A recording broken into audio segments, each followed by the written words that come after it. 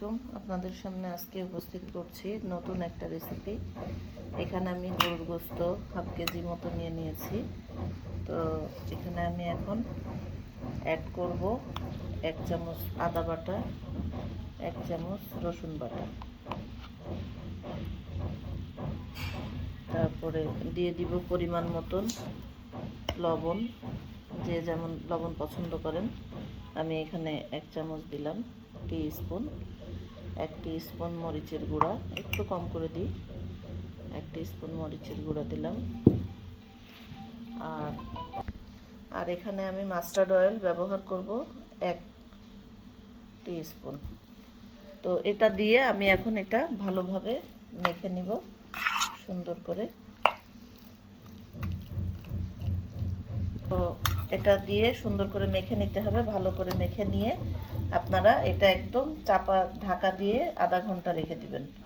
আধা ঘন্টা থেকে 1 ঘন্টা, যেন এর ভিতরে লবণটা মশলাটা ঢোকার জন্য আধা ঘন্টা থেকে 1 ঘন্টা রেখে দিবেন। এটা রাখতেও পারেন, নাও রাখতে পারেন, তবে আধা ঘন্টা যদি এটা টাইম দেন, এটার মধ্যে মশলা টশলা সব ঢুকে যাবে আর ভালো একটা স্মেল আসবে।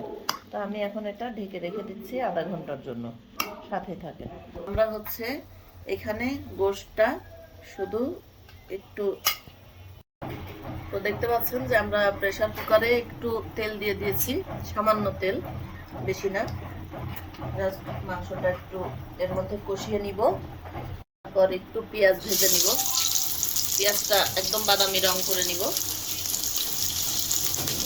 এটাতে কিন্তু সরিষার তেলই দিবেন, এমন না যে সয়াবিন তেল দেওয়া যাবে না, সয়াবিন তেলও দেওয়া যাবে, কোনো সমস্যা নেই। তো এটা একটু ভেজে নিব আমরা।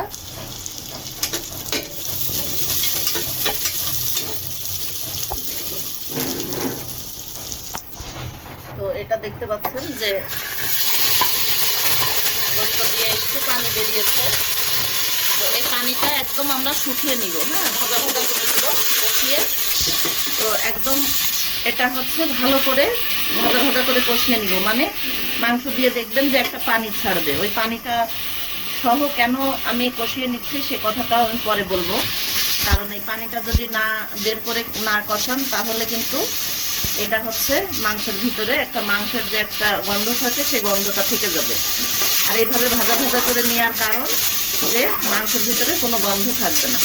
আর প্রেসার কুকারে কেন দিয়েছি সেটাও আমি পরে বলবো আপনাদেরকে, যে কেন প্রেসার কুকারে দিয়েছি।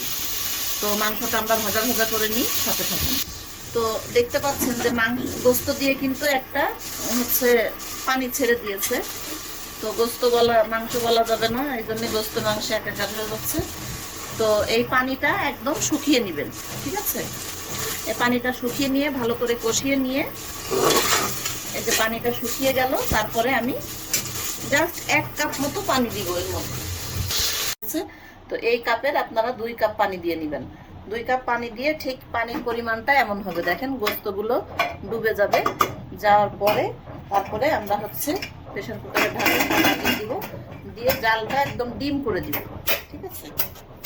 জালটা এমন ডিম করে দিবেন, দিয়ে 5 থেকে 6টা সিটি বাজাবেন। 5 থেকে 6টা সিটি বাজালে গ্যাসটা অফ করে দিবেন। দেওয়ার পরে তারপরে যখন এটা দমে গেলে তারপরে আপনারা মাংসটা বের করে নেবেন। তাতে করে হবে কি, মাংসটা একদম সফটনেস হবে, ভিতরে কোনো রুট থাকবে না। আর পানিটা বেশি দেওয়ার কারণে আর 6-7টা ডিম আছে সিটি বাজানোর কারণে মাংসটা কিন্তু সফট হবে। তো এটা খেয়াল রাখবেন, এই পজিশনটা রেডি করব। এখন আমি দিয়ে দিচ্ছি, এইখানে হচ্ছে হাফ কেজি মাংস আছে, যে যেমন ঝাল পছন্দ করেন। আমি এখানে 6 থেকে 7টা মরিচ দিয়ে দিলাম, শুকনো মরিচ। আর এখানে দিয়ে দিব 1 টেবিল স্পুন হচ্ছে ধনিয়া গুঁড়া। এগুলো সব ফ্লেক্স করব, হ্যাঁ, মানে পুরো ব্লেন্ড না, শুধু একটু আদা ভাঙা করব। যাদের ব্লেন্ডার নাই তারা শিলপাটাতেও করে নিতে পারেন। তো এই যে জিরা দিচ্ছি 1 চা চামচ, আর শুকনো মরিচ দিয়েছি। এটা এখন আমি একটু ব্লেন্ড করে নিব, আদা ভাঙা করে নিব, সাথে থাকে। দিয়ে দিব 2টা এলাচ ফল, সাথে দিয়ে দিব কিছু ডাল, 2 পিস ডাল দিয়ে দিব। এই যে পাতলা দেখে দিই একটু, যাতে স্ম্যাশ হতে ভালো গুঁড়া হয়, এমন 2 টুকরা ডাল দিয়ে দিব।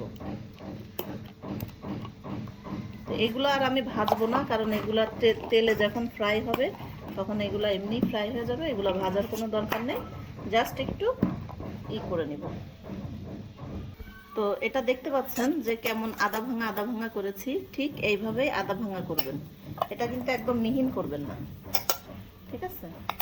তো সবগুলো আমি আদা ভাঙা করে নিয়েছি। এখানে সবগুলা 1 টেবিল স্পুন 1 টিস্পুন আছে। এখানে আমার একটু বিস্কুটের গুঁড়া ছিল, সেটুকু দিয়ে দিলাম, এটা আপনারা দিতেও পারেন নাও দিতে পারেন। আর এখানে আমি দিব হচ্ছে কর্নফ্লাওয়ার দিব। আমার ওখানে হাফ কেজি মাংস গোস্ত আছে, তো আমি 3 টেবিল স্পুন কর্নফ্লাওয়ার দিয়ে নিব, 3 টিস্পুন, ঠিক আছে? টিস্পুন কর্নফ্লাওয়ার দিলাম। এবার এটাতে মিক্স করব, হালকা একটু সল্ট দিব। ওই ইয়াটা দাও তো, এটাতে আমি তো মাংসতে লবণ দিয়েছি, এখন শুধু এইটুকুর জন্য আমি একটু লবণ দিয়ে নিব, ঠিক আছে? লবণ দিয়ে আমি মিক্সড করে থুলাম। তারপর ওখানে যে আমার গোস্ত আছে, গোস্তর একটু পানি রাখবো, না হলে কিন্তু আপনারা অবশ্যই পানি রাখবেন, না হলে কিন্তু গোস্তটা সফট হবে না। ওই পানি সহই এর মধ্যে ঢেলে দিব, ঢেলে দিয়ে মাখিয়ে নিব। সাথে থাকেন, আমার প্রসেসগুলো হয়ে গেছে, আমার আর একটু সময় আছে, ডাইরেক্ট ভাজতে চলে যাব।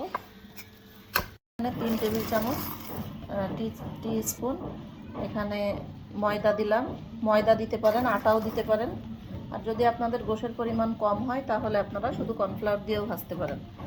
আর যাদের কর্নফ্লাওয়ার না থাকবে তারা শুধু আটাও ব্যবহার করতে পারেন, কিন্তু কর্নফ্লাওয়ারটা দিলে হবে কি যে ক্রিস্পি হবে, বেশি ক্রিস্পি হবে এটা। তো আমি ময়দা ইউজ করলাম এখানে, দেখতে পাচ্ছেন যে 2-3 টিস্পুন। এখন আমি এখানে দিয়ে দেব একটু সস, টমেটো সস দিয়ে দিব 2 টিস্পুন। টেবিল হয়ে যাচ্ছে কেন আমার, বুঝলাম না। 2 টিস্পুন টমেটো সস দিয়ে দিলাম। আর 1 চামচ আদা বাটা, হাফ চামচ আদা বাটা, হাফ চামচ রসুন বাটা দিয়ে দিলাম, ঠিক আছে? এবার চলেন আমরা গোশটা দেখে আসি যে গোশটার কি অবস্থা। তো গোস্তটা দেখেন যে পানি আছে, কিন্তু দেখেন একটু পানি আছে, 2 কাপ পানি দিলে ঠিক এমনই হবে। আর ডিম আছে 5 থেকে 6টা সিটি বাজিয়ে নেবেন। তো এটা কতটা নরম হয়েছে আপনাদেরকে আমি তুলে দেখাই, কিছু গোস্ত এখানে উঠাই। মাংসর পিসটা আরেকটু বড় করে নেবেন আপনারা, আমার পিসটা একদম ছোট হয়ে গেছে, দেখেন একদম মাংসটা গলে একদম হয়ে গেছে, কিন্তু গলে গেছে, এমন ভাবে গলে যাবে, এই যে এমন সফট হবে মাংসটা। তো এখন আমরা এই মাংসটা নামিয়ে নিব ওর মধ্যে। তো দেখতে পাচ্ছেন এখানে আমার টমেটো সসটা সুন্দর করে আগে আপনারা মিক্সড করে নেবেন, না হলে কিছুতে বেশি লাগবে, কিছুতে কম লাগবে। আর গোস্তর যে পানিটা ছিল সেই পানিটা দিয়ে কিন্তু আমাদের এই গোস্তের পানিটা দিয়ে আমাদের এই ম্যারিনেশনটা খুব সুন্দরভাবে হয়ে যাবে, ঠিক আছে? আর গোস্তটা যেহেতু বেশি সেদ্ধ করা, সেহেতু আপনারা খুব সাবধানে নাড়বেন যেন ঘুটে না যায়, ঠিক আছে? আর পিসটা আমার একটু ছোটোই হয়ে গেছে, আপনারা আর একটু বড় করে নেবেন, চাইলে ছোট করতে পারেন এবং বড়ও করতে পারেন, সেম ওয়েতে করবেন, আপনাদের পছন্দ মতো পিসটা করে নেবেন। আর আরেকটা কথা বলি যে মশলাটা আমি কিন্তু আদা ভাঙা করে নিয়েছি। যদি মনে করেন যে না আপনাদের এটাতে বিরক্তি বোধ, আমার দাঁতের নিচে চিবা দিলে, দাঁতের নিচে পড়লে এটা ভালো একটা ফিল আসে আমার, আপনারা যদি মনে করেন যে না এটা পছন্দ হচ্ছে না, তাহলে আপনারা একদম গুঁড়ি করে নিতে পারেন, স্ম্যাশ করে নেবেন মশলাটা। তো আমি খুব সুন্দর করে এটা মাখিয়ে নিলাম, মাখিয়ে নিয়ে এটার আর কোনো কাজ নেই, এটা শুধু তেলে ভাজতে হবে। যখন আপনারা খাবেন তখন এইভাবে করে আপনারা ডিপের মধ্যেও বক্সে করে রেখে দিতে পারেন, এবং নর্মালে এটা পুরো 1 সপ্তাহ থাকবে। আর ডিপের মধ্যে যতদিন ইচ্ছা ততদিন রেখে দিতে পারেন। মেহমান আসবে, জাস্ট 1 পিস এমন করে উঠাবেন, উঠায় তেলে ভেজে নেবেন। আমি দেখাচ্ছি, সাথেই থাকেন। দেখেন পানির মানে থিকনেসের ইয়াটা কিন্তু, পজিশনটা কিন্তু এমন হবে, কোনো ঝোলও হবে না, বেরিয়েও যাবে না, একদম এরকম ঘন একটা পুর আসবে, ঠিক আছে? ঘন একটা লেভেল, দেখেন কোনো কিন্তু পানি নেই, এই যে চামচ থেকে এবং পড়বে না, মানে মাংসের মধ্যে এইভাবেই আপনাকে পানির মাপ দিতে হবে। আমি ওখানে হাফ কেজি মাংস নিয়েছি, হাফ কেজি মাংসতে গোস্ততে আমি হচ্ছে 2 কাপ পানি দিয়ে নিয়েছি, তো আপনারা 2 কাপই পানি দিবেন। আর জালটা ডিম করে দিবেন, তাহলে গোস্তটা সিদ্ধ হয়ে পানিটা একদম ঠিক পারফেক্ট এই মেজারমেন্টেই থাকবে। আপনারা যদি মনে করেন যে না একটু শক্ত খাবেন, তাহলে আর একটু শক্ত নামাবেন, সিটিটা 3টে থেকে 4টা বাজাবেন। আর যদি মনে করেন আমার মতন এইভাবে পারফেক্ট নরম করবেন, তাহলে আপনারা সিটি 6 থেকে 7টা বাজাবেন। 7টা বাজিয়ে গ্যাসটা অফ করে দিবেন, দিয়ে ঠান্ডা হলে নামিয়ে ফেলবেন। That's it.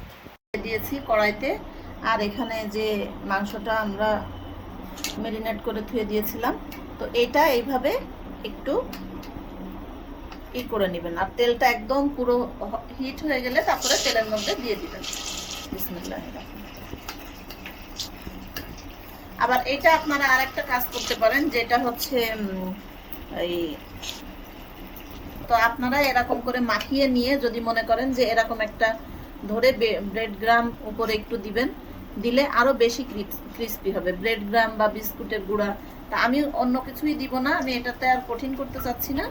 আমি যেন আপনাদের ঘরে যা আছে সেটা দিয়ে আপনারা তৈরি করতে পারেন সেভাবে দেখিয়ে দিব। ফ্যান অফ করে আসুন। তো এটা আমি এই জন্যই দেখালাম আপনাদেরকে সহজ পদ্ধতি। ওটা করলে আবার আপনাদের কারোর বাসায় বেড গ্রাম আছে, থাকে কি না থাকে, যাদের বাসায় বেড গ্রাম আছে তারা আরো টেস্ট করতে চাইলে, আরো ক্রিস্পি করতে চাইলে বেড গ্রাম দিয়ে নেবেন। বাট আমার কাছে মনে হয়েছে ঝটপট এটাই সহজ। একটু আপনারা এরকম ছাড়িয়ে ছাড়িয়ে নেবেন একটা ছোট চিকন টুথপিক দিয়ে বা চিকন কোনো ইয়া দিয়ে। তো এইভাবে ছাড়িয়ে নিয়ে আপনারা একদম মিডিয়াম জাল দিবেন। দেখেন জালটা একটু দেখাতে হবে, একটু মিডিয়াম জালে ভাজবেন, না হলে কিন্তু উপরেরটা হয়ে যাবে। আর ভিতরে আমাদের মাংসটা তো সিদ্ধই, জাস্ট আমরা কালারটা আসলেই আমরা এটা তুলে নিব। ঠিক আছে, তুলে নেওয়ার পরে এটা ক্রিস্পি হয়ে যাবে। দেখতে পাচ্ছেন যে আমাদের ব্রাউন কালার চলে আসছে। বেশি ভাজবেন না, ব্রাউন কালার আসলেই এটা সুন্দর করে তুলে ফেলবেন।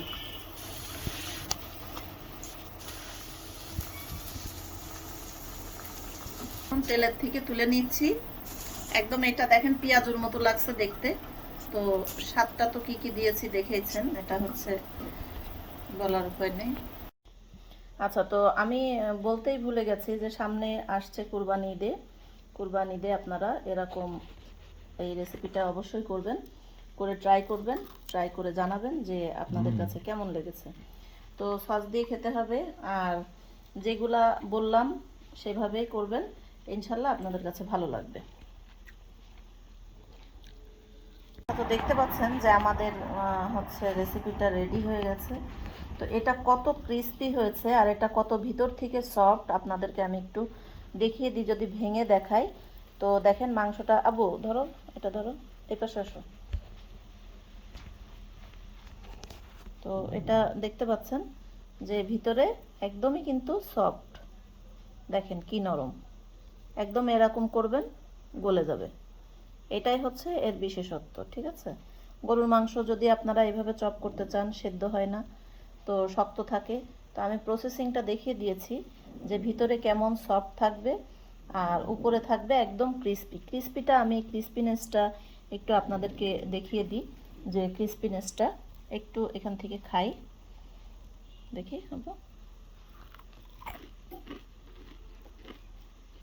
ক্রিস্পিনেসটা আপনারা বুঝতে পারছেন যে উপরে একদমই ক্রিস্পি চিকেন ফ্রাইয়ের মতো, আর ভিতরে এরকম একদম সফট, মানে একদম গলে যাবে। তো এইভাবেই রেসিপিটা আপনারা ট্রাই করবেন অবশ্যই। আর যারা এখনও আমার চ্যানেলটা সাবস্ক্রাইব করেননি, মাহি খেয়ে তো বলছে যে অনেক মজা, পাগল হয়ে যাচ্ছে খেয়ে, যাই হোক। তো এইভাবে আপনারা হচ্ছে রেসিপিটা ট্রাই করবেন। যারা এখনও আমার চ্যানেল সাবস্ক্রাইব করেননি, অবশ্যই তারা সাবস্ক্রাইব করবেন, লাইক দিবেন, আর অবশ্যই কমেন্ট করবেন। আপনাদের কমেন্ট কিন্তু আমায় যখন পড়ি আমার অনেক ভালো লাগে, আর আপনাদের কমেন্ট অবশ্যই আমাদের কাছে অনেক মূল্যবান। সবাই ভালো থাকবেন, সুস্থ থাকবেন। আল্লাহ হাফেজ, আসসালামু আলাইকুম।